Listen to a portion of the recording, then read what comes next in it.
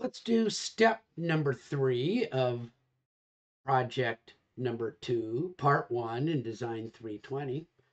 So I have made property lines and I have made a topography. The thing I want to do next is put in a pad to put my building on, called a building pad. And I'm going to put in a concrete foundation building pad. So I need to figure out where it is first. So I'm going to go to my top view and I'm going to do something in this view. And I'm going to draw what's called some, oops, I want to be annotate. Okay. And actually, let's see, in my site plan view, there we go. I'm in my site plan view. Sorry, I need to be there. Site plan. I was accidentally in my 3D view. I want to be in my site plan view. So in this detail view, I can draw a line. And I want to draw a line from here 40 feet over.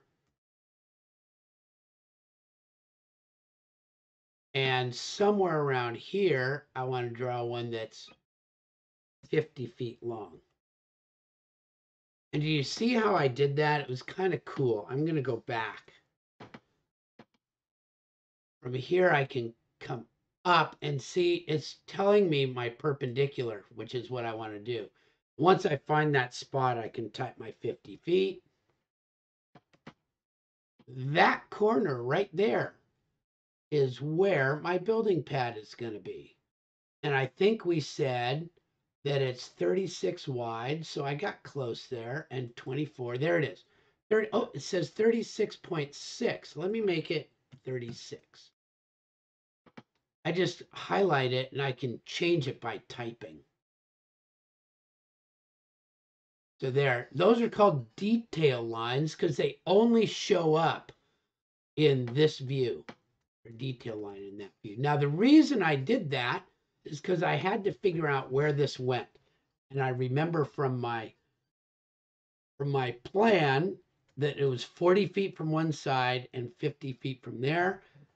And it was 36 by 24. So now I'm going to go back to my massing and site and put in my building pad. And look, now that I have a topography, my building pad showed up.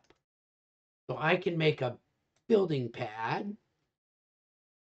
And I have to tell it how high I want it to be. That's right over here, way over here. I'm going to go from level 1, which is my base, and I'm going to make it 6.5 feet. Remember how I said it's got to stick up from the ground a little bit? And I can change it later on if I want to, but I'm going to make it 6.5 feet. And I can either draw over it or I can pick some lines, but I'm going to draw a rectangle over the top of my other one because that was my target. Click. And then I can check my green check mark. Check. And there it is. There's a building pad there. Let's see how it looks. Let's see if it came out cool looking. It did. Look at that. It's sticking up above. And it even shows that there's my concrete. Let me make it shaded color so you can see it. Shows that there's some concrete, and then I had to put some ground underneath it. I had to put some ground underneath it to hold my building pad, which is kind of cool. It's neat to know about that kind of stuff. It's good knowledge for me to have. Isn't that awesome? I can do all that. Okay, so now I've got a building pad.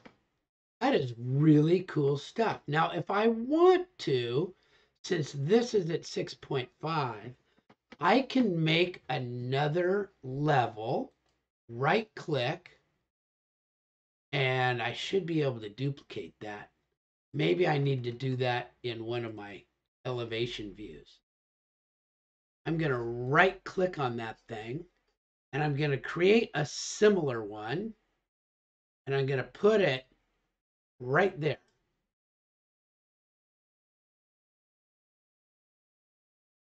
And I'm going to call it foundation.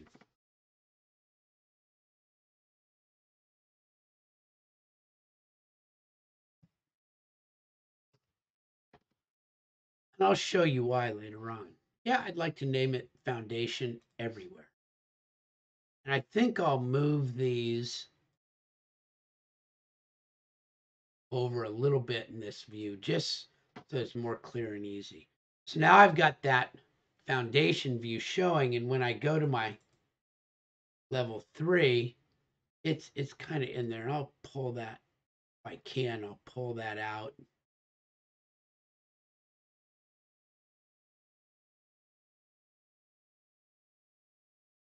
I'm having a hard time pulling it. There's the dot I need, I think.